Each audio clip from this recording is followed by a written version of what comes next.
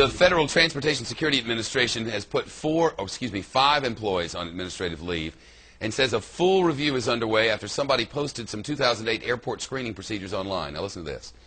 It's information that we're told may be outdated in some cases, but is still considered sensitive, including who gets more scrutiny when in the line there for the security, which countries' passports are singled out, who's exempt from screening.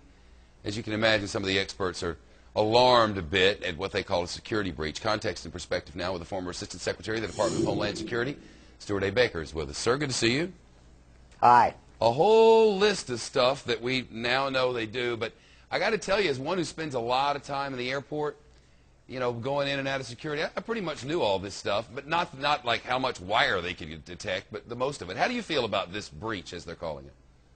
Well, it's very unfortunate. It is going to require that they change their procedures, I think, just to introduce some uncertainty for people who might be relying on the manual. It is good that it's a little out of date already, but they're going to have to take a look at questions like, you know, there's a provision in there that says, well, we're not going to do explosives detection on orthopedic shoes. Well, I don't think you can give people the same guarantee that their orthopedic shoes aren't going to be checked after that has been spread all over the internet. Right. If it hadn't been for that one freaky shoe guy, that never would have happened. We could all leave our shoes on, but freaky shoe guy came, and that's it.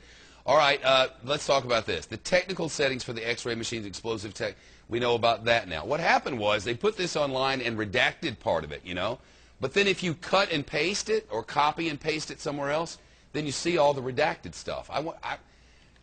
Do you think heads are going to roll over this thing?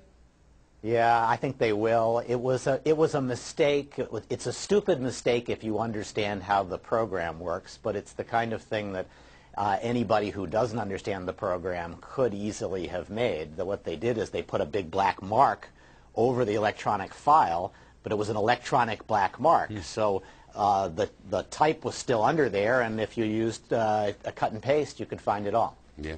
Now, what do you think is the worst thing that is now out there for everybody to see? What's the one thing they're really going to have to change? The thing that bothered me the most was the provisions about the things that don't go through explosives detection, because that was sort of a guarantee that certain things wouldn't be checked for explosives, which I think is not something you want people to be able to have confidence in. I was a little troubled by the document credentials that were put in the back, showing people what the credentials look like. Of course, making a fake CIA badge is not the same as taking the Xerox from this document and wearing it. But that was troubling. The list of which countries' passports got special scrutiny just tells everybody from those countries, get a driver's license and use that instead of the passport. So some of those things were rather troubling. Right on. It's Mr. Baker. It's great to see you. Former Assistant, now I lost it, Assistant Secretary of the Department of Homeland Security. Good to see you. Good to talk to you.